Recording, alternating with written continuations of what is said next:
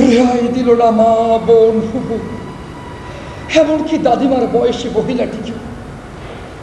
কাল যাদের বাড়ি আঙ্গিনায় তোর ভাইটি ছেলেটি গোল্লা ছুট খেললো, আজ তার বাড়ি সম্ভ্রম লুট করলি হাসতে হাসতে গনিমতের মাল মনে করে। হায় হায় হায় রে, লজ্জা লজ্জা লজ্জা।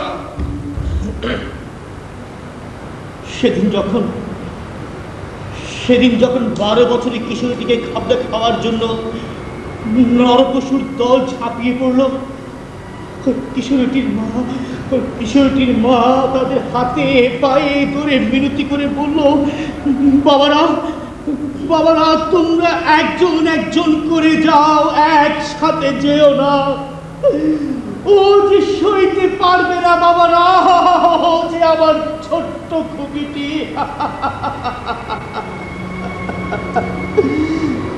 হায় রে মানুষ। একটা খুবই জবরদস্ত কথা বলি, বাংলাদেশ জিন্দাবাদ যদি হিন্দুদের মারে, ওদের বাড়িঘর পুড়িয়ে দেয়, তাহলে প্রতিবেশী মহান দেশ ভারত, যেই ভারতে এখন মৌলবাদী হিন্দুরা রাজত্ব করছে, যারা হিন্দু ছাড়া কিছু বুঝে না, বুঝতে চায় না, তারা একবার হলেও তো বলতে পারতো, খবরদার, তোমার দেশে আমার প্রাণের মানুষ হিন্দুগণের উপর এক ফোঁটাও জুলুমবাজি করবে না, করলে কিন্তু তোল কালাম করে দেবো। না না না, ভারতের মহান বিজেপি সরকার একটা স্বরবর্ণ কেন, একটা ব্যঞ্জন বর্ণ করল না? ওরা সেদিন বাবরি মসজিদ গুড়িয়ে দিল, আর দেশি বিজেপিরা সাম্প্রদায়িক সম্প্রীতিদের ঘরে আগুন দিল, সংখ্যা লঘু বলে জ্বালিয়ে পুড়িয়ে ছারখার করে দিল এত বছরের স্বপ্নের নীড়। তবু ওরা কিচ্ছু বলবে না। না, বলবে না, কারণ এমন প্রাণের দেশ ভারত সরকারকে বাংলা গ্যাস দিয়ে দেবে। হ্যাঁ, আর দেরি করবে না, কারণ দেরি করলেই দিকদারি হবে। এখন পাইপলাইন বসাবো আর গ্যাস দেবো, পাইপলাইন বসাবো আর গ্যাস দেবো, বাংলার মাটিকে গ্যাস মুক্ত করে ছাড়বো। আর বাংলা যদি গ্যাস চায়, তাহলে গাড়ি থেকে যে লক্ষ লক্ষ টন গ্যাস প্রতিদিন বেরোচ্ছে, তাই টিনের কৌটো ভরে রেখে দেবো। নে রে বাংলা, তোর গ্যাস তুই নে। বাংলা সেই কালো কালো গ্যাস নেবে, নাচবে আর রাধন বারণ করবে। 50 বছরের গ্যাস মজুদ রেখে তবে গ্যাস দেবো, এরকম কথা যারা বলে ওরা বাংলার বন্ধু না, ওরা বাংলার ঐক্য বুঝে না। বাংলাতে আর কোনো ভাগ নেই, সব একাকার। আমরা যারা বাকিদের দোস্ত, আমরা বাংলা আজাদি ধরে রাখবো। যারা গ্যাস দিতে চায় না, তারা বাংলার স্বাধীনতা চায় না, তারা কল্যাণ চায় না, তারা লুটেরা। উত্তর বাংলা গ্যাস পাবে না। আরে পাবে না তো পাবে না। উত্তর বাংলায় অনেক দামের গাছ আছে, আর আছে লম্বা লম্বা দেবদারু গাছ। গাছ পুড়বে, উত্তর বাংলা দুধ ভাত খাবে, গাছ পুড়বে, উত্তর বাংলা দুধ ভাত খাবে, আর আনন্দে গান ধরবে। আহা কি আনন্দ আকাশে বাতাসে। যদি গাইতে না চাই তাহলে কোনো চিন্তা নেই, আমাদের কাছে চুফা করা চাহিয়াতে আছে। তাকে গিয়ে বলবো, দোস্ত বুজরুক, তোমার কোম্পানির কোনো ব্যবসা খোলো, বাংলাকে জোরে একটা ফু দাও। সঙ্গে সঙ্গে তিনি 5টা লাউড স্পিকার একসাথে মুখ লাগিয়ে বাংলাকে জোরে একটা ফু দেবে, আর বাংলা আনন্দে নেচে উঠবে। হায় হায় হায় রে, নাই নাই নাই রে, কি করি উপায় রে। তাতেই ডুবে যাবে বাংলা। তার সাথে শত শত লাউড স্পিকারে নোংরা নোংরা কথা মিশিয়ে মারফতি ভাষণ তৈরি করে বাজারে ছেড়ে দেওয়া হবে। বাংলা তাতে নাচবে, অশ্লীল আর রুচিহীন কথায় বাংলা নাচতে চায়। বাংলা গ্যাস চায় না, এই জীবনেও চাইবে না। গ্যাস রাখবো না, বাংলা গ্যাস চাই না। বাংলা ভিক্ষা ভিক্ষা ভিক্ষা চাই। ভিক্ষুকের খাসলত বাংলার, সুযোগ পেলে হাত পাতে, আমরাও পাতি। আমাদের জ্ঞাত গোষ্ঠী পা চাড়া হাত পাতার দলে। বাংলাকে কখনো সোজা হয়ে দাঁড়াতে দেওয়া হবে না। সে এক অমৃত কথা। কি মানিস নো প্রবলেম বলে বাংলাকে তুলে আছাড়ে মারতে হবে। সেই মানি, আরে সেই মানি কি কোনো এক জানি দোস্তের কাছ থেকে আসবে? আরে আসবে আসবে, আমাদের তেমন হার্ড লাইন আর সফট লাইন ঠিক আছে, হ্যাঁ শর্ত মেনেই নিয়ে এসেছি। কিন্তু ওই কাগজওয়ালারা না ওইসব শর্তের কথা ফাঁস করে দিয়েছে। ওরা লোক ভালো না, কারো ভালো দেখতে পারে না, কালে কথায় কথায় খোঁচা মার। তেমনি খোঁচা মারাদের এক আড্ডায় স্থান করে নিল সংখ্যালঘু সংখ্যাগুরু বনাম বাংলাদেশি জাতীয়তাবাদের বিষয়টি।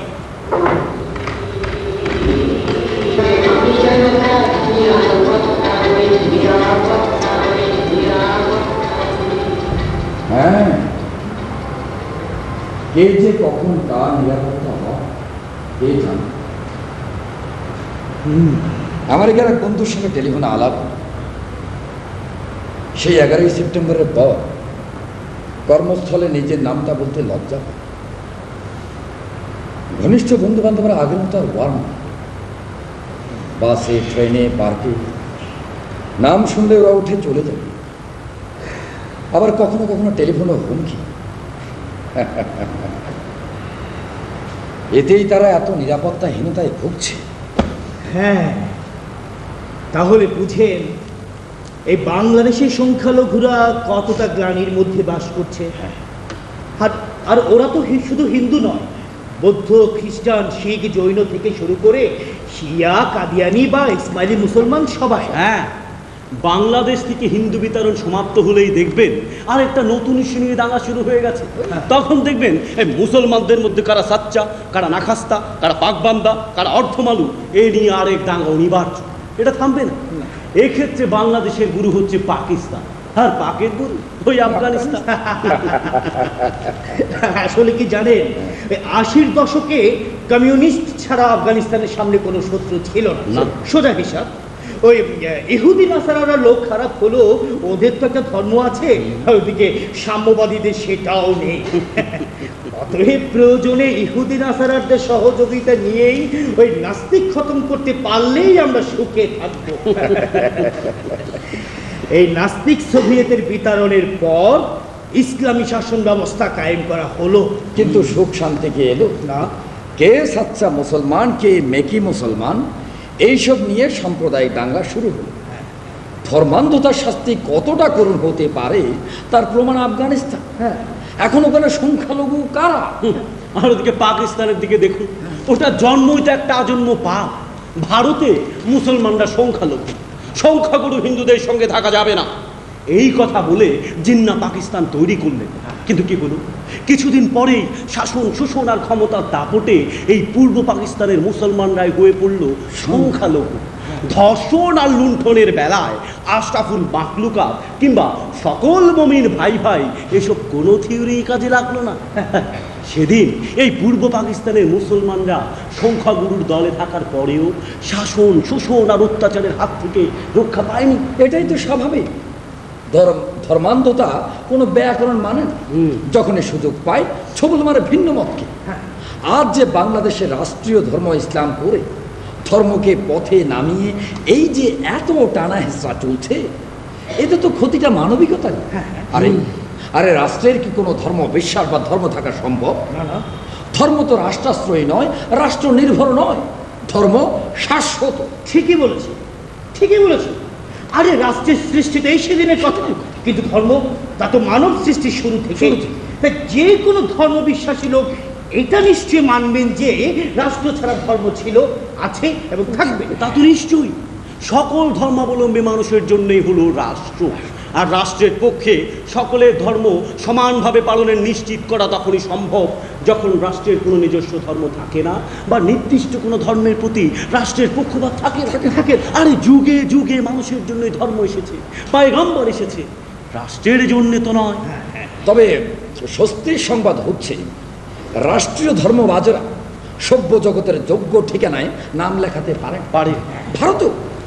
ভারতেও যারা সংখ্যালঘু মুসলমানদের দাবি রাখার চেষ্টা করেছে তারা কখনো সমাজের উচ্চাসনে অধিষ্ঠিত হতে পারেন। আধুনিকে জ্যোতিবসীর মুখে ক্রিমিনাল গালে হজম করতে হয়, এটাই স্বাভাবিক।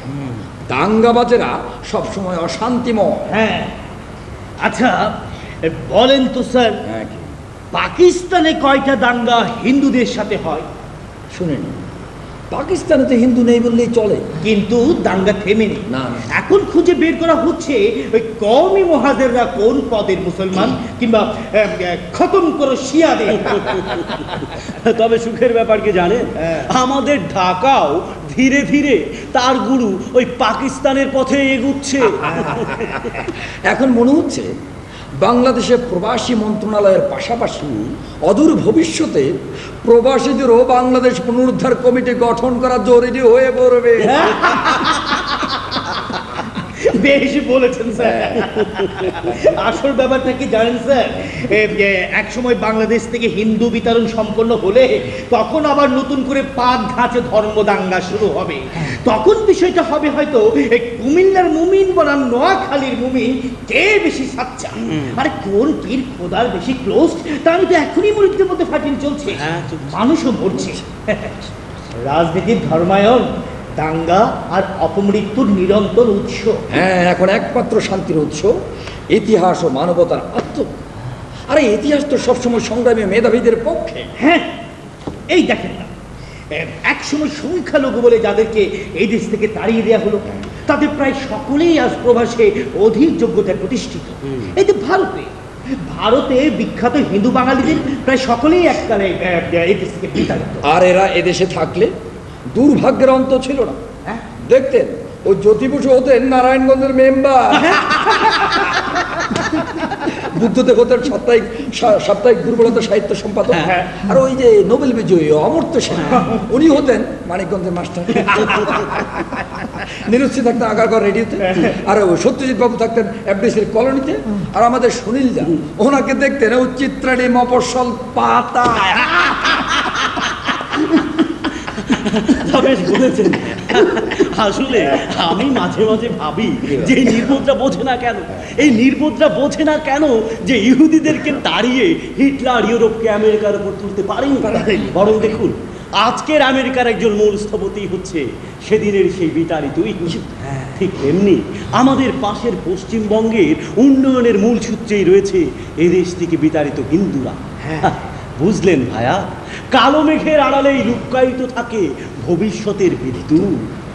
হ্যাঁ, ধীরে ধীরে যে চরম অবনতির দিকে এগিয়ে যাচ্ছে দেশ, তাতে আমার মনে হচ্ছে দীর্ঘমেয়াদে ক্ষতিটা বোধহয় এই বাংলাদেশেরই হবে। পাকমুখী এই দেশ যে আফগান ভাগ্যটা বরণ করে নিচ্ছে, তাতে এর কপালে আরো দুর্ভোগ, আরো দাঙ্গা অপেক্ষমান। তাই তো বলছিলাম যে সংখ্যালঘু আর সাম্প্রদায়িকতার কোনো স্থায়ী রূপ নেই।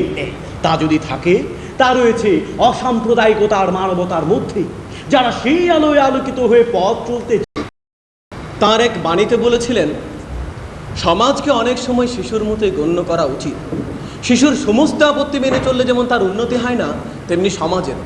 আর বিদ্রোহী কবি জানালেন, একটি দেশের অধিবাসী লইয়াই তো দেশ, আর ব্যক্তির সমষ্টি হচ্ছে জাতি। সুতরাং সেই দেশকে, সেই জাতিকে যদি সেই দেশের, সেই জাতির সকলে বুঝিতে না পারে, তবে তাহার মঙ্গল কামনা করা আর আকাশে অট্টালিকা নির্মাণের স্বপ্ন দেখা একই কথা। জেমস হুক এই ব্যাপারে একটা চমৎকার কথা বলেছেন, যার ভয়াবহ রূপ এই জাতি প্রত্যক্ষ করলো 1 অক্টোবর। তিনি বলেছিলেন, একটি স্বাধীন দেশের জনগণের কাছে বুলেটের চেয়ে ব্যালটের মূল্যই বেশি। হ্যাঁ, আর তারই ঐতিহাসিক নমুনা বাংলার আনাচে কানাচে ছড়িয়ে ছিটিয়ে আছে এখনো। তাই তো বাংলা আজ প্রাণ খুলে গাইছে, আহা কি আনন্দ আকাশে বাতাসে।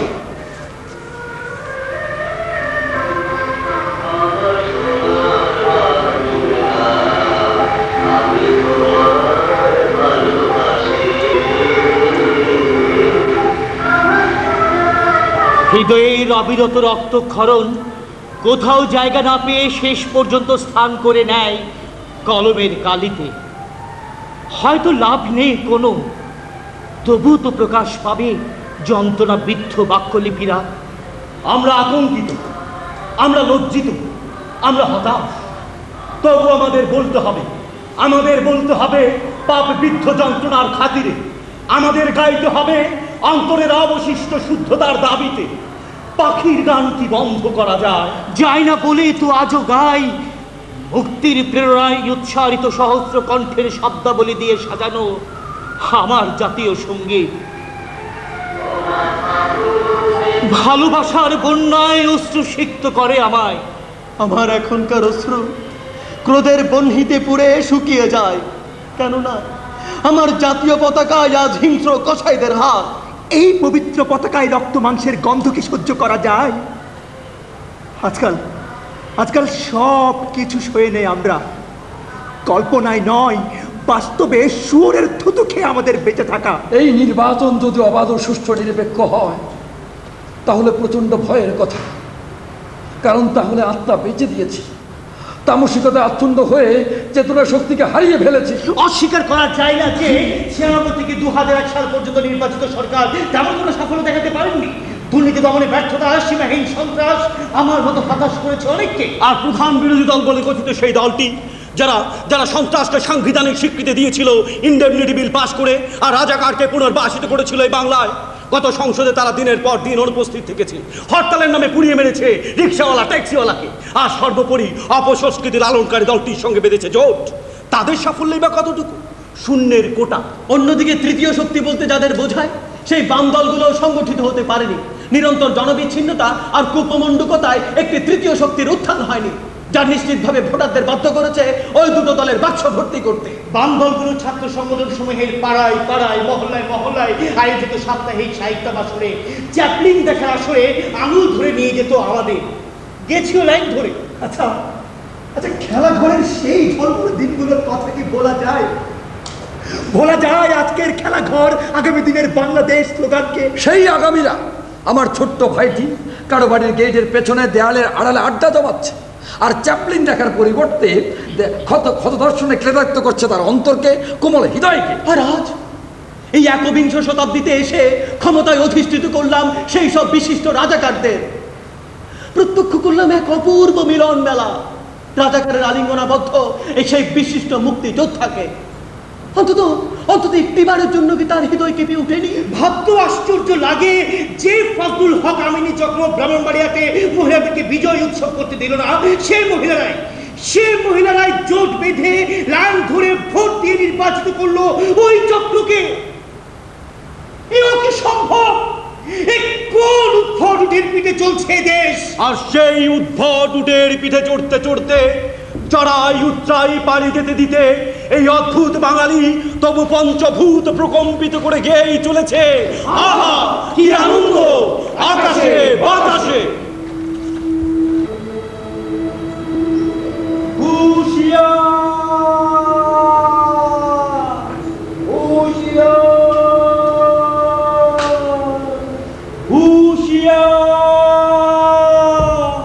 কেউ সন্ত্রাস করে না,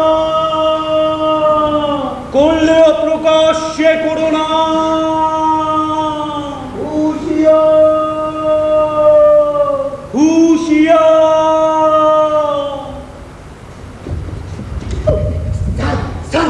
ওই পোলা গুলানো এখানে কি করতেছে?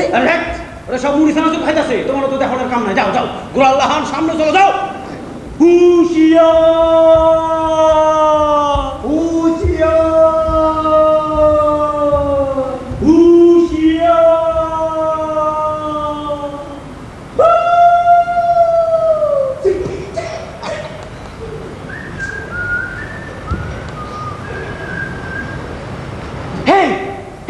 ওই তো মালাউনের বাচ্চা আইতাছে। এলো হালারে কিছু শিখাইয়া দে।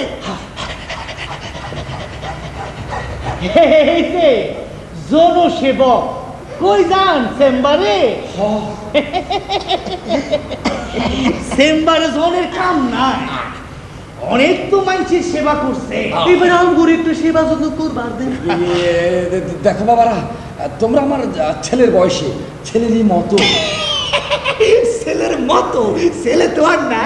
এই যে গলায় এটা কি ঝুলাইছে না, এইটা দিয়া 2 নম্বরই কাম করে। মা বোনের জোতা হাত দে। না না না, ছি ছি ছি ছি ছি, তোমরা এসব কি বলছো? হ্যাঁ, তোমরা এসব কি বলছো? আলার মালাউনের হাতে জুতা ঝুলাইয়া দে। যা জলদি জুতা লই আয়। দেখো বাবারা, আমি একজন ডাক্তার মানুষ, হ্যাঁ, আমার একটা মান ইজ্জতের ব্যাপার স্যাপার আছে না। তোমরা এসব করতে চাও না। তোমরা আমার ছেলের বয়সী, ছেলের মতো। বাবারা দেখো, এই হাত দিয়ে আমি তোমাদের মা বাবার কত সেবা করেছি। আল্লাহ কত টাকাও নিছেন। কি ডাক্তার সাহেব নেন না টাকা? নিয়েছি নিয়েছি, না নিলে খাবে। দেখি দেখি দেখি বাপকে কি আছে। খালান ডাক্তার সাহেব, আরে বোতাম টোতাম একটু ঠিক কইরা দে। এই যে ডাক্তার সাহেব, এই ঝালমুড়ি খাবেন? ঝালমুড়ি? না না না না না, আমি একটু জল খাবো। জল খাইবে না?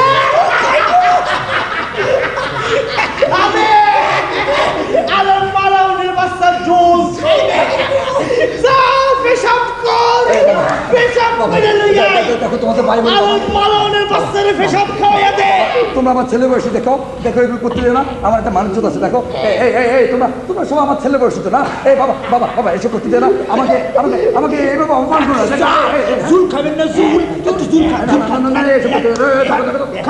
খা। একটা প্লেট লই আয়।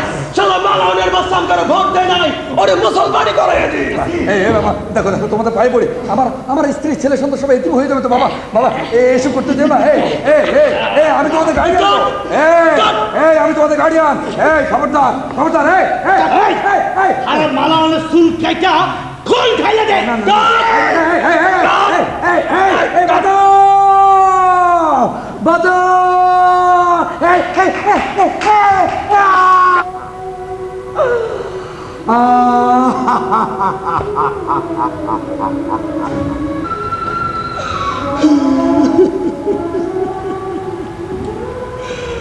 তারপর 50,000 টাকার বিনিময়ে তারা আমাকে ছেড়ে দেয়, হাড় শাসিয়ে দিয়ে বলে কাউকে যেন কিছু না বলি, যদি বলি তাহলে আমার যে ছেলে পুলিশের চাকরি করে তার চাকরি খাবে।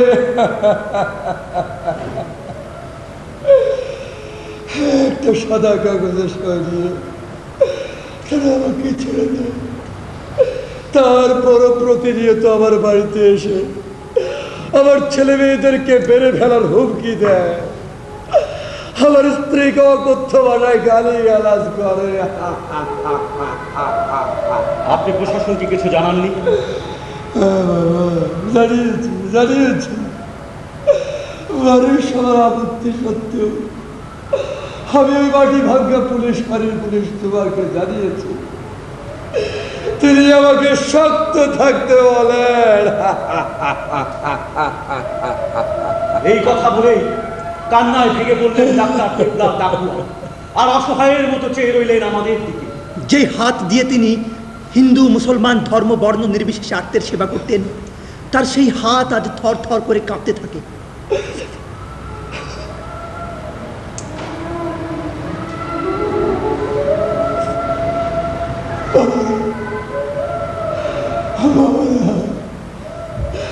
এমন কেন হয়?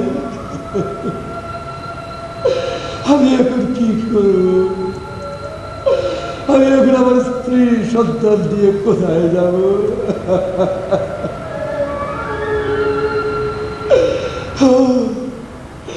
আমি সংখ্যালঘু, এই আমার অপরাধ।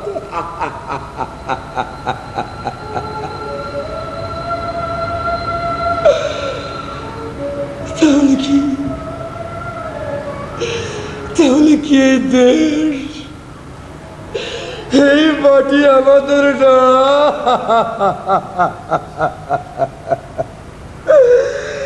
আমাকে কি এই দেশ ছেড়ে চলে যেতে হবে?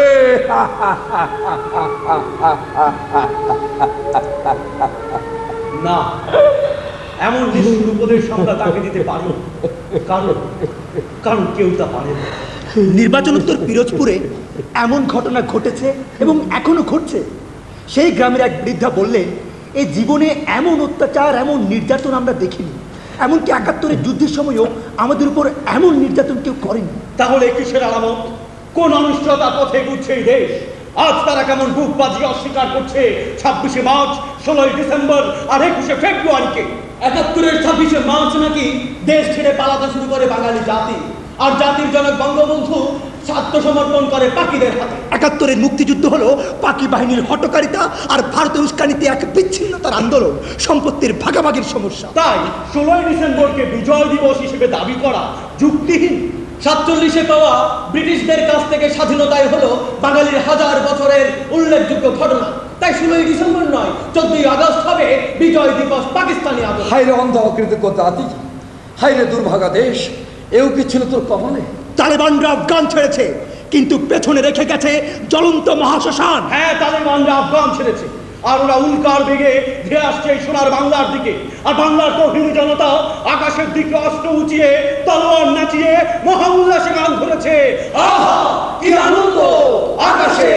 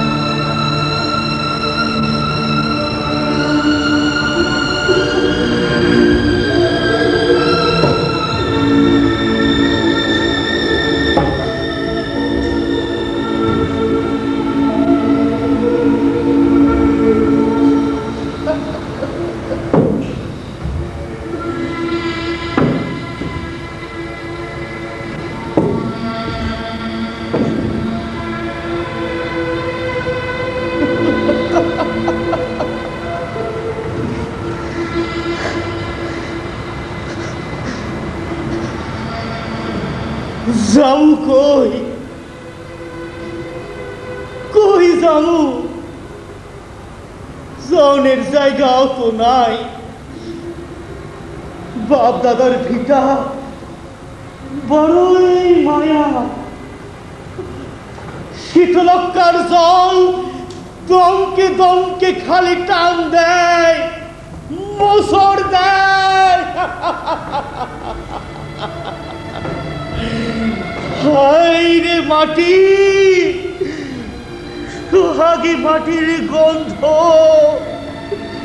কেবল টাইনা লইয়া যায় মাটির কাছে কানে কানে কয় থাকো থাইকা যাও তোমার বাড়ি তোমার ঘর থাইকা যাও থাইকা যাও বসত বাটিতে থাকবো বইলা কি যে লোক সে লোভের আগুনে পুইরা গেল যত্নে রাখা মান ইজ্জত যত্নে রাখা মান ইজ্জত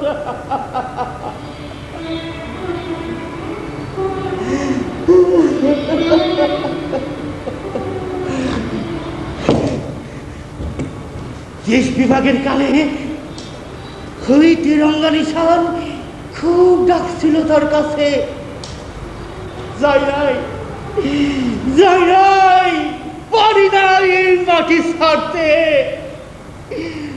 কতরে হলুদে তার গন্ধ তার ছোঁয়া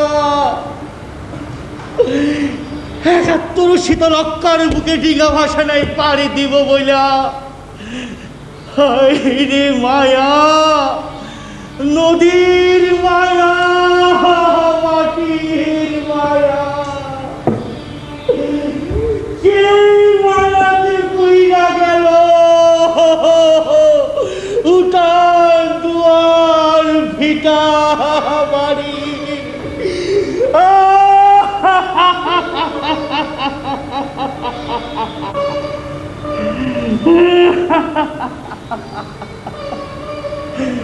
কেবল ভাবি এই পোড়ার দেশে কেন যে আসে ইলেকশন কেন যে আসে কেন যে আসে ইলেকশন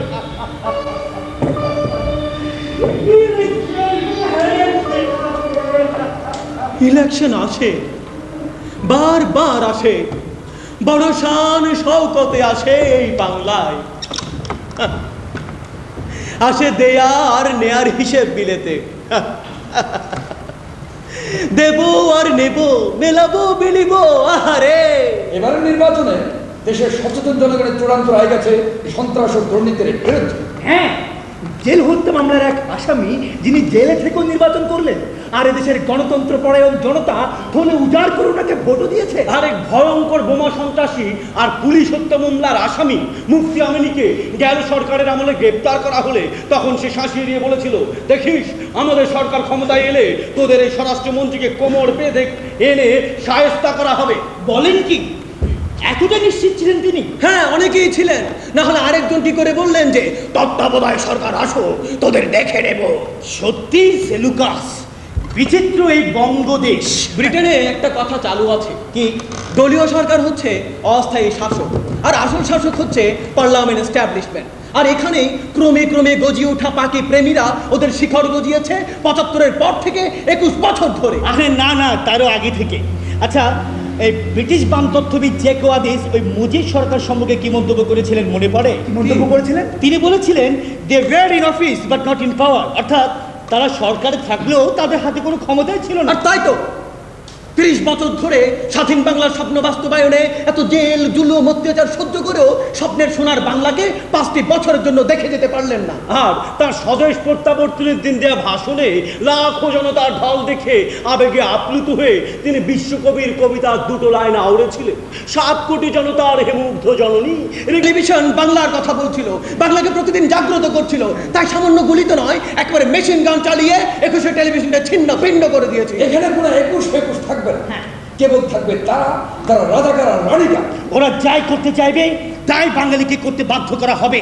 আর ওরা যেভাবে অভিযান শুরু করে মিথ্যা বলে, আমাদেরকে সেভাবে দাঁত কচলিয়ে ছুটা বলে যেতে হবে। আহারে, মিথ্যে বলার জন্য যদি কোথাও একটা নোবেল পুরস্কারের ব্যবস্থা করা হয়, তবে বাংলাদেশের এখনকার সরকার সেটা নির্দ্বিধায় এবং বিনা প্রতিদ্বন্দ্বিতায় লুফে নেবে। হ্যাঁ, ওরা সেই মিথ্যে নোবেল নিয়ে নোবেল ভঙ্গিতে, নোবেল কণ্ঠে, মুখ চিলে বিশ্বরক্ষার ছুরি হাতে আদমজিকে বিষাক্ত করেছে, খাদ্য করেছে, সংসদ অসবর করেছে, আর রাস্তাঘাটকে চলাচলের অযোগ্য করেছে। মাত্র 11 মাসে 11 ছলাকলা। আরে 22 মাসে তো বাংলাকে খুঁজেই পাওয়া যাবে না। বিদেশিরা একে একে সব সাহায্য ঋণ নিয়ে চলে যাচ্ছে। আর অর্থমন্ত্রী, আর আমাদের অর্থমন্ত্রী ইউরোপের ফুটপাত ধরে বেদিশা হয়ে ঘুরছেন, আর ইংরেজি আর বাংলা মিশিয়ে এমন জগা খিচুড়ি ভাষায় কি যে বলছেন আর কি যে তিনি চাইছেন, আমরা কেউ কিছু বুঝতে পারছি না। এরা বিদেশিদের দিকে খালি হাত পেতে থাকে, আর হাতে হাতে থরে থরে ডলার পাউন্ডে এসে যাবে। হ্যাঁ, এরা বলবে এ ক্যা মাংতা তুম, তখন এরা বলবে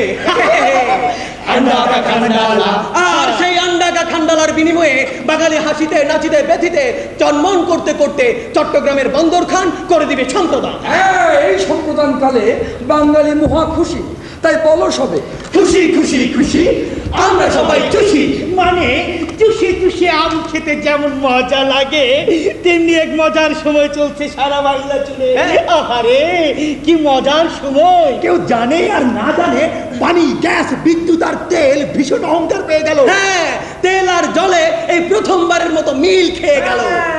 এবার ওরে বাংলার মানুষ, এবার তুমি পরাণ খুলে হাসো আর খেলো। আর যে বাজার তাও চচ্চর করে একা ছোবার জন্য সাই সাই করে উঠছে। পেঁয়াজ বলে উঠলাম, শাক বললে উঠলাম, মাছ বলতে ছুটলাম, গোস্ট বলছে হাসলাম। তখন হলদি সর্দি কাশি অসুখ বিসুখ, খাতা কলম জুতা খড়ম, সবার মুখে এক কথা, থাকবো না কবদ্ধ করে দেখবো এবার খুশির জগৎ। একমাত্র মূর্খ পাবলিক চটের ব্যাগ আর থলে নিয়ে বাজারে বাজারে ঘুরছে, তাই দেখে দোকানিরা দাঁত কেলিয়ে হেঁচে বলছে ওসব ব্যাগ ট্যাগ আর আনবেন না ব্রাদার, যা কিছু পকেটে করে এনেছেন তাই রেখে 2টো আলু, 1 কাঠি শাক আর 3টে ট্যাংরা মাছ পকেটে পুরে বাড়ি চলে যায়। আর যদি চাল কিনতে চান তবে হাতের মুঠির মধ্যে যা ধরবে তাই নিয়ে কেটে পড়ুন। খবরদার, রিক্সা কিংবা বেবি ট্যাক্সিতে উঠবেন না, তাহলে যা দাম হাঁকবে তাই শুনে পথের মধ্যেই মেডিগিরি হয়ে যাবে। হ্যাঁ, আমরা মৃগী রোগের হাল ধরে পথে ঘাটে ঘুরছি, মোড়ে মোড়ে দাঁড়িয়ে আছি। দোতলা বাস আসে না, আসবে। হ্যাঁ, এ পথে একদিন না একদিন দোতলা, তেতলা কি একতলা বাস আসবে। আমরা ছুটে গিয়ে ধরতে যাব, আমাদের হাত থেকে চাল ডাল মাটিতে পড়ে যাবে। আমরা দেখে থাকবো, আমরা দেখেই থাকবো, অঝরে চোখের পানি ঝরবে।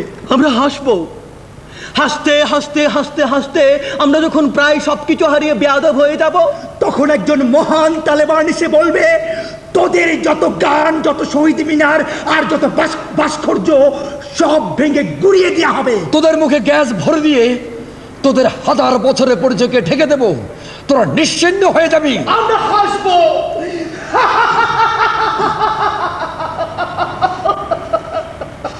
আমরা হাসবো আর হাসতে হাসতে হাসতে আগুনের সাধনা করব। আর কি করব আমরা? কেন? দেয়ালে মাথা ঠুকে ঠুকে বিলাপের সুরে গেয়ে উঠবো, কি আনন্দ আকাশে বাতাসে।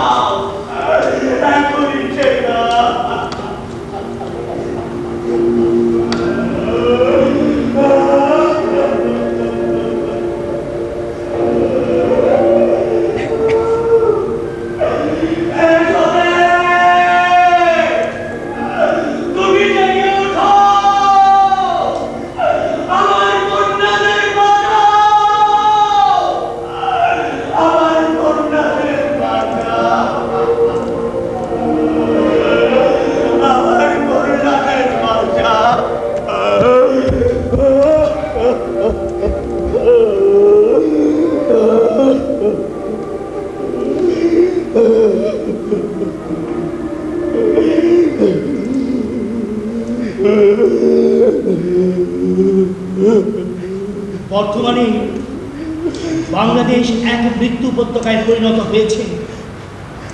এক দমবন্ধ করা পরিবেশে ক্রমবর্ধমান সন্ত্রাস, সহিংসতা, নিস্পৃহতায় আমাদের প্রাণ উষ্ঠাগত। বন্ধ হয় না এই খুনোখুনি রাহাজান, বন্ধ হয় না এই সহিংসতা, নৃশংসতা। সাধারণ মানুষের রক্ত ঝরছে। ওদের রক্তের আর কি বাধা? আচ্ছা, মশার রক্ত দেখে আমরা কি কেউ আফসোস করি?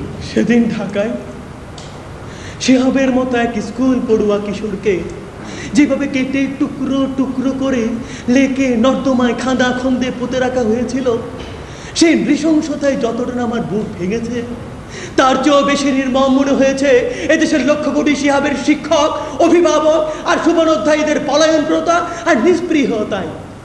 এজন্য এমন শিহাব মরেছে, তাতে আমাদের কি? ছিনতাইকারীদের একটি বুলেট, মাত্র একটি বুলেট পিতার কোলে নিস্তব্ধ করে দিল ছোট্ট ফুটফুটে নওশিনকে। রক্তাক্ত করলো বেহেশত সম পিতৃ মাতৃ কোণকে। এখনো পর্যন্ত খুনের হাত থেকে রেহাই পাচ্ছে না বৌদ্ধ ভিক্ষু ও মন্দিরের পুরোহিতরাও। আর সংবাদপত্র শিরোনাম হচ্ছে সাতক্ষীরার কালীগঞ্জের নির্যাতিতা সুন্দরী সর্দার আর তার সন্তানকে। এই এক বাঁকে দিগম্বর করে ছবি তোলার মধ্য দিয়ে সেই ধর্মের বেশাতি করা বর্বর পশুগুলো বিনষ্ট করলো পুরো জাতিকে, দেশ মাতাকে। আমাদের আর কত লাশ, বিকৃত দেহ, আতঙ্কিত মুখ দেখতে হবে। আরো দেখতে হবে আমাদের। চোখ বুঝে এলেও দু আঙ্গুল দিয়ে টেনে ধরে দেখতে হবে। দেখতে হবে ব্যালট বিপ্লবের সকল প্রতীক্ষিত রজনী। হ্যাঁ, দেখতে হবে, দেখতে হবে, দেখতে হবে দেশের সর্বোচ্চ বিদ্যাপীঠে পড়তে গিয়ে সাদা কাপড়ে মুড়ে লাশ হয়ে ফিরে আসা সেই মেধাবী ছাত্রী সনিকে। দেখতে হবে শামসুন্নাহার হলে মধ্যরাতে সে পুলিশ বাহিনী কর্তৃক বর্বর হামলা আর অপমানিত ক্রন্দন রোলে থর থর কম্পিত প্রাচ্যের রাষ্ট্র। দেখতে হবে দেশের সর্বোচ্চ বিদ্যাপীঠে পড়তে আসা ছাত্রীকে এই পাশ পুলিশের বুটের আঘাতে ছিন্ন ভিন্ন হওয়ার নৃশংসতম দৃশ্য। দেখতে হবে অনশনরত জাতির মেধাবী সন্তানদের বুকে পিঠে বুটের লাথি মারা ও লাঠি পেটা করাই রত ফ্রাঙ্কেনস্টাইন পুলিশ ও বিডিআরের নৃশংসতা, নির্দয়তা। দেখতে হবে পুলিশ, শিবির আর ছাত্র দলের সাঁড়াশি অভিযান। শুনতে হবে পাপাচার্য ও উপআশ্চর্যের এভরিথিং ইজ আন্ডার কন্ট্রোল এবং আমি সাকসেসফুল শিষ্য ধিকৃত বাণী। হ্যাঁ, আর জর্জ বার্নার্ড শর মতো করে আমাদেরকে বলতে হবে, the more I have insight into human nature, the more I tend two love dog. আমি যতই মানুষের ভিতর প্রবেশ করছি, ততই আমি মানুষের চেয়ে পশুকেই ভালোবাসছি। হ্যাঁ, তারপরও আমাদের দেখতে হবে চোখের জলের ছিটা দিয়ে চোখ রোগড়ে রোগড়ে আমাদের দেখতে হবে। ছিনতাইকারী এসে চোখ ছিনিয়ে নিয়ে গেল, আমাদের সে রক্ত ছড়া চক্ষুবিহীন কোটরে তাকিয়ে দেখতে হবে মৃত্যুর এই ভয়াল মিছিল। হ্যাঁ, দেখতে হবে, দেখতে হবে। হ্যাঁ, সংখ্যাগরিষ্ঠ আসন লাভে বিজয় ছিনিয়ে এনেছি, আর তার কীর্তি দেখবা না? পালিয়ে যাবা? মামার বাড়ির আবদার পেয়েছো? হ্যাঁ, দেখো, চোখ বন্ধ করে হলেও দেখো। পরে মোগলের হাতে খানা খেতে হবে এক পাতে, আর সেই মুগলাই খেতে খেতে চিপুতে চিপুতে তোমাতে আমাদের গান ধরতে হবে। আহা, কি আনন্দ আকাশে বাতাসে। সাংবাদিক হিন্দুরা পরবাস ছেড়ে নিজের হিন্দুস্তানে চলে গেছে, ভালো করেছে। তার ছবি তুলে পানি ঘোলা করতে চাও না? পরবাস নয়, এটাই ওদের নিয়ে যাওয়া। ওরা স্বইচ্ছায় সেখানে যায়নি, ওদেরকে তাড়ানো হয়েছে। মানবতার এই বিপর্যয় বিশ্ববাসীর কাছে তুলে ধরা প্রতিটি বিবেকবান বাঙালির কর্তব্য। তা বেশ বলেছ তো। শোনো, ওইসব কর্তব্য কর্ম এই দেশে আর চলবে না। বেশি কর্ম টর্ম করতে গেলে শেষে দেখবে নিজের যোগ্যতাই নেই। ভয় দেখিয়ে লাভ নেই। আমাদের শরীরে শহীদের রক্ত, নির্যাতন হয়রানি করে একটা মহলকে খুশি করা যেতে পারে, কিন্তু নিরপরাধকে অপরাধী করলে আল্লাহর দরবারে একদিন জবাবদিহি করতে হবে। তোর কাছে শিখতে হবে আমাকে আল্লাহ। আরে তোর রহমতে তো আজ আমরা মসজিদে তার এজেন্টকে আমরা সংসদে বসিয়েছি। আমাদের মুক্তিযোদ্ধারা ডাইনে বায়ে বসে তাকে পাহারা দিচ্ছে, লাউড স্পিকার ঠিক করে দিচ্ছে, পিকদারি সাফ করে দিচ্ছে। খুব দেশপ্রেমিক সাজা হচ্ছে না? ঘাতক দালাল জনতার মঞ্চ সব এইসব অপকারী অপকর্ম যারা করেছে তাদের কাউকে ছাড় দেওয়া হবে না। সাহিত্যিক হলেও জব্দ, লেখক হলেও জব্দ, সাংবাদিক হলেও জব্দ। আর কি যেন নামগুলো সব, মুনতাসির মামুন আর আবিদুর খান বড্ড বেশি বেড়েছে, বড্ড বেশি বেড়েছে। কাউকে ছাড় দেওয়া হবে না। হাতে হাত করা পড়িয়ে চোর ছেচরদের সঙ্গে কোর্টে চালান করে দেব। মনে রাখিস, সময়ের সাহসী সন্তানেরা বারবার আসে, বারবার যুদ্ধেও যায়। আমার কবিতা মারা হচ্ছে, চোরের বাচ্চা। ওই দেখ, তোদের ফাঁসির আসামিরা তোর দিকে তাকিয়ে কি সুন্দর দত্তে নিয়ে হাসছে। হাসবে তো। এখন তো জেল হত্যার আসামি বন্দি থেকেও প্রেস কনফারেন্স করবে। ওদিকে বোমা হামলার আসামি মন্ত্রী হবে। আলবদর বাহিনীর কমান্ডার গাড়িতে ফ্ল্যাগ উড়িয়ে ঘুরবে। ঘুরবে ঘুরবে ঘুরবে, কিন্তু কিন্তু কোনো কর্তব্য কর্মের জন্য প্রখ্যাত বখ্যাত সাংবাদিককে ছাড় দেওয়া হবে না। সংবিধান না, সংবিধান, সংবিধান দিয়ে যারা বাড়ি খেতে চায় তারা খাক। আর আমরা ওই সংবিধান থেকে সকল অন ইসলামিক আইন কেটে ছেটে ছেড়ে ফেলে দেব। হ্যাঁ, আর আমরা শুধু দু একটা মামলা স্কোয়াশ করে শরবত রুয়ার সঙ্গে মিশিয়ে প্রাণ ভরে শরবত খাবো, আর তোকে পুলিশ রিমান্ডে নিয়ে গিয়ে না কানে চুবানি খাওয়াবো। দেখেছিস তোদের মিনার ডিনার চার মিনার মার্কা ওই ইটের মিনারকে কালা কাপড়ে মোড়ে কিভাবে অদৃশ্য করে দিয়েছে। হ্যাঁ, একদিন সেই কালো কাপড় উল্টিয়ে দেখবি তোদের সেই 5খানা ইট নির্মিত দেয়াল হাওয়া হয়ে জানালা বলে হাওয়া ভবনে ঢুকে গেছে, আর তার বদলে ওই 5খানা ইটের জায়গায় 5খানা বাঁশের খুঁটি গেড়ে দেওয়া হয়েছে ওই ছাগল বাঁধার জন্যে। ভুলে যা সেসব স্বপ্নের কল্পনা। শহীদ মিনার মানে বাংলাদেশ, শহীদ মিনার মানে বাংলার আত্মা আর আত্মীয়, শহীদ মিনার মানে বেদনার নির্বাক শ্রোতা। সকল যুদ্ধের সূচনা ওই শহীদ মিনার। আরে শহীদ মিনার, শহীদ মিনার এখন কেবল বুট বুট আর বুট, বুটের ঠক করে ওই শহীদ মিনারের পাথর ভেঙে দেওয়া হবে। ঢলাঢলি করে হাতে ফুল নিয়ে গান গাইতে গাইতে বিদেশিদের অনুকরণে বেহায়াপনা করা সব বার করে ছাড়বো। হ্যাঁ, শহীদ মিনারের দিকে তাকালে চোখ উপড়ে ফেলা হবে ওই 21শে ফেকুশের মার গলে। আর জান্নাতুল ফেরদৌসের ধর বুলি। আরে হতভাগারা, বেশি তরপাস নে। যে লাঠি মিছিল আর মশাল মিছিলে তালা লাগিয়েছিস, সে লাঠির কাছেই তোদের জানের জান পাকিজানরা মাথা নত করে গেছে। ভুলে গেছিস সেদিনগুলো কথা? মনে রাখিস, এই বাংলায় কোনো স্বৈরাচার বাইবেনের ঠাঁই নেই। আরে বাংলা, আরে বাংলা তো একটা ছিঁড়ে ছিঁড়ে খাওয়ার জন্য এক অপূর্ব কাটলেট মার্কা রাষ্ট্র। ক্ষমতায় এসেছি, ক্ষমতায় থাকবো। ক্ষমতার চেয়ার লোহার ফ্রেম দিয়ে বাঁধিয়ে চিরস্থায়ী বন্দোবস্ত করে রাখবো। আর তোদের পাছায় আমি শুভবুদ্ধির কফিনে সেই স্পেলেটটি ঠুকতে ঠুকতে বাংলা বড় উল্লসিত হয়ে তাথই নৃত্যে একাকার হয়ে আকাশ বাতাস কাঁপিয়ে গাইবে, আহা কি আনন্দ আকাশে বাতাসে। বলেছিল পুড়িয়ে, আর তাকে সাথে দাও করে ছিল আরেকজন লাইব্রেরি।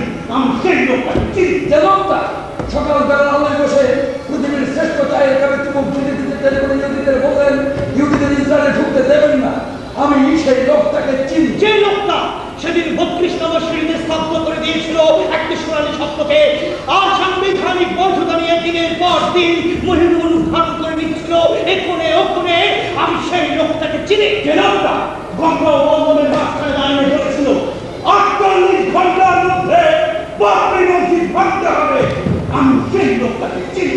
সেই লোকটা সেদিন গুজরাটের আহমেদাবাদের এক গর্ভবতীর জন্য পেট ছিঁড়ে সত্য বেরোটা সন্তানকে টেনে হিসড়ে নারীর বন্ধন মুক্ত করে হাসতে হাসতে ছুড়ে ফেলেছিল আগুনের লেলিহান শিখায়, আর এক নিমিষে নত করে দিল বিশ্ব মানবতার। আমি সেই লোকটাকে চিনি। এই লোকটাকে 3000 বছর ধরে 300 রকমের ইউনেস্কো ধিক্কার দিয়ে আসছে। কিন্তু কেউ তার একটি চুলও ছিটতে পারেনি। সেই লোকটা আলেকজান্দ্রিয়া থেকে অযোধ্যা হয়ে হাঁটতে হাঁটতে আফগানিস্তানে সে বছর একদিন 175 ফুট বুদ্ধের সামনে দাঁড়িয়ে লোকটা ডিনামাকে তার ঠিক করছে, আব্দুল্লাহ বালি পাথরে করছে পুত্র ত্যাগ। পৃথিবীর যেখানে যেখানে লোকটা পেট্রাপ করেছে সেখানে সেখানে জন্মেছে সবুজ সবজি সরষা, আর সেই আগুনে পুড়ে দেওয়া সবজির পশরা সাজিয়ে কালো পানিতে ভাসতে ভাসতে সেই লোকটা তা বিলোপ এলো এই উর্বর বাংলা।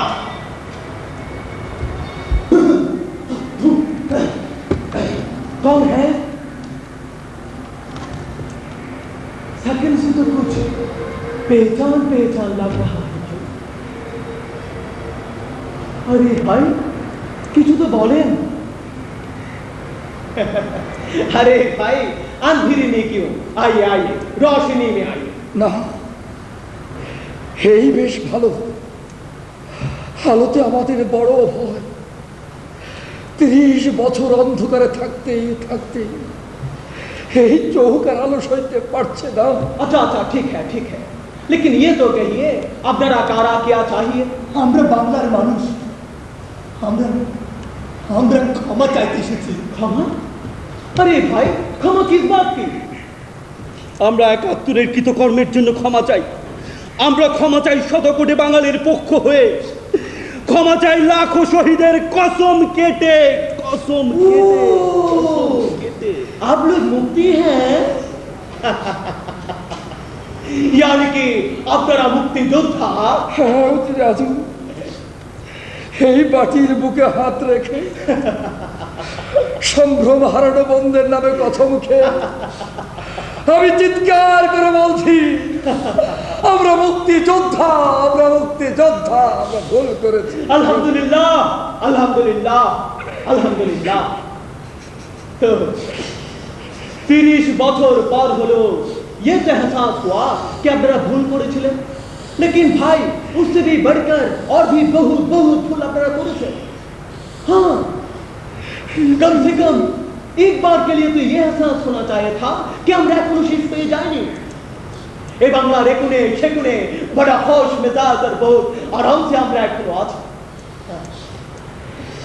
इस बांग्ला मुल्क में पाकिस्तान अभी भी जिंदा है।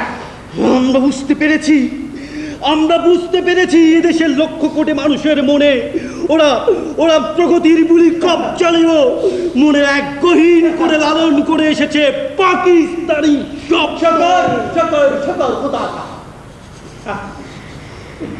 तो बात रहा क्षमा, लेकिन भाई क्षमा तो আপনারা পাবেন না জানা কেন? কেন?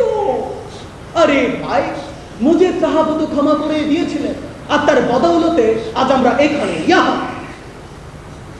अरे आप लोग ये कैसे सोच लिया कि আমরা ওই একই ভুল করব? नहीं नहीं नहीं, कोई क्षमा क्षमा नहीं। আরে ভাই ভুল করবে না, সাজা হবে না, এটা তো হয় না। হ্যাঁ হ্যাঁ, আমরা স্বীকার করছি আমরা ভুল করেছি, আমরা ভুল করেছি আপনাদের বিচার চাইতে গিয়ে, আমরা ভুল করেছি আপনাদের বিরুদ্ধে লোক খেপিয়ে, আমরা ভুল করেছি আপনাদেরকে ঘৃণা করে ঘৃণা করে। जरूर जरूर जरूर, लेकिन भाई क्षमा करे भूल करार मतो इतना भी बेवफा हम लोग नहीं, और सजा भी हम लोग नहीं देंगे। बराबरेर मतो তোমাদের এই জিগিরি জাত ভাই তোমাদের সাজা দেবে। तो हम এখন চলে, আল্লাহ হাফেজ।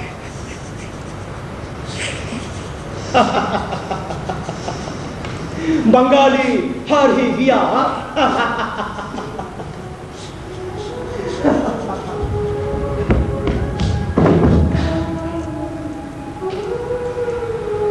না না, কখনো না, বাঙালি হারেনি, বাঙালি হারতে জানে না। এই যে দৃশ্যটি এতক্ষণ মঞ্চায়িত হলো, এটি একটি কষ্টের কল্পনা। দেশ এখন যে পথে এগুচ্ছে হয়তো তার পরিণতি এটাই হবে। যারা তোমায় করলো অপমান তুমি আজ গাইছো তাদেরই জয়গান। আজ বড় অভাব অনুভব করি একজন মানুষের, একজন বেগম সুফিয়া কামাল, একজন জাহানারা ইমামে। তারা বেঁচে থাকলে হয়তো এই প্রজন্মকে এতখানি পথভ্রষ্ট হতে হতো না। তবুও হতাশ নই, সময় হয়তো যায়নি এখনো। এখনো তো আমরা স্বপ্ন দেখি, দেখতে ভালোবাসি। বিনতি করি আমাদের পূর্ববর্তী প্রজন্মের কাছে, আমরা আপনাদের সন্তান, দয়া করে অনুগ্রহ করে আমাদেরকে ঠকাবেন না, আমাদেরকে চিনিয়ে দিন কে শত্রু কে মিত্র। অন্যথায় এই প্রজন্ম আবার একাট্টা হবে, আবার একাট্টা হবে, আবার পাথরে পাথর ঠুকে তুফানি নদীতে ঝাঁপ দিয়ে বজ্রের শক্তি ধারণ করে এই অবহেলিত পতিত প্রজন্ম গেয়ে উঠবে। যতদিন পর্যন্ত এই দেশে একটিও শিশু জীবিত থাকবে, ততদিন পর্যন্ত শেষ রক্ত বিন্দু দিয়ে হলো এই দৃশ্যের প্রতিরোধ করা হবে। প্রয়োজনে বাঙালি বলিয়া